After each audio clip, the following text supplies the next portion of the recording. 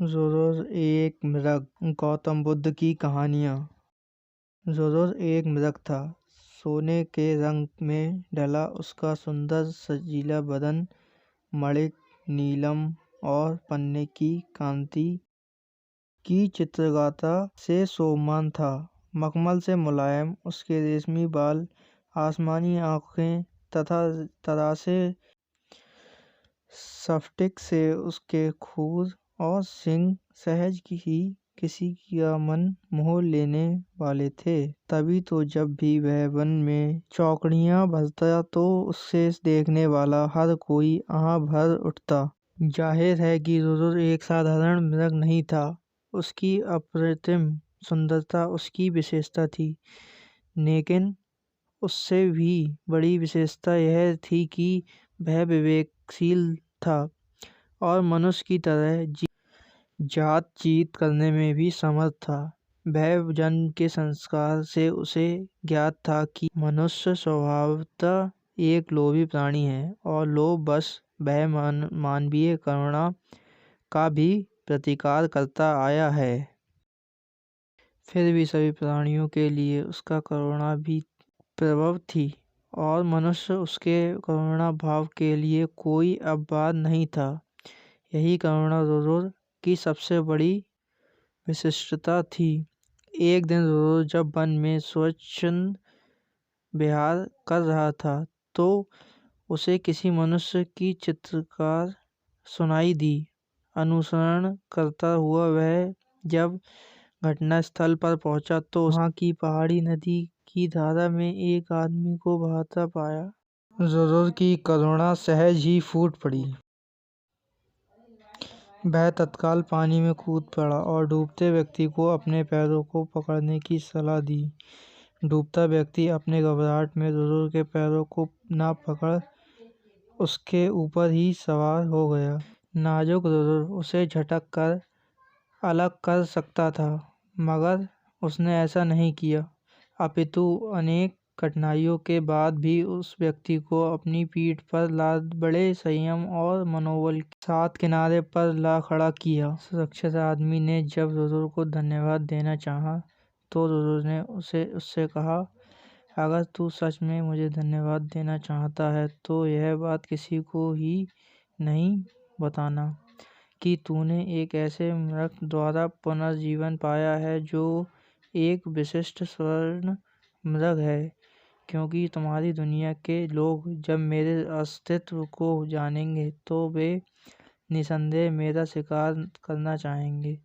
इस प्रकार उस मनुष्य को विदा कर ज़ोज़ोर पुनः अपने निवास स्थान को चला गया।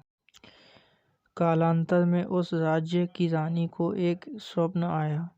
उसने स्वप्न में ज़ोज़ोर साक्षात दर्शन कर लिए। ज़ोज़ोर की सुंदरता पर मुग्ध और हर सुंदर वस्तु को प्राप्त करने की तीव्र अभिलाषा से ज़ोज़ोर को अपने पास रखने की उसकी लालसा प्रबल हुई। तत्काल उसने राजा से ज़ोज़ोर को ढूंढकर लाने का आग्रह किया। सत्ता के मेमद में चूर राजा उसकी याचना को ठुकरा नहीं सका। उसने नगर में ढिंढोरा पिटवा दिया कि जो कोई भी रानी द्वारा कल्पित मृग को ढूंढने में सहायक होगा उसे वह एक गांव तथा उस 10 सुंदर युवतियां पुरस्कार में देगा। राजा ने ढिंढोरे में की आवाज़ उस व्यक्ति ने भी सुनी जिसे ज़ोज़ोर ने बचाया था। उस व्यक्ति को ज़ोज़ोर का निवास स्थान मालूम था। बिना एक क्षण गंवाए वह दौड़ता हुआ राजा के दरबार में पहुंचा। फिर हांफते हुए उसने ज़ोज़ोर का सारा भेद राजा के सामने उगल दिया। राजा और उसके सिपाही उस व्यक्ति के साथ तत्काल उस वन में पहुंचे और ज़ोज़ोर के निवास स्थल को चारों ओर से घेर लिया। उनकी खुशी का ठिकाना न रहा जब उन्होंने ज़ोज़ोर को रानी की बताई छवि के बिल्कुल अनुरूप पाया। राजा ने तब धनुष साधा और ज़ोज़ोर उसके ठीक निशाने पर था।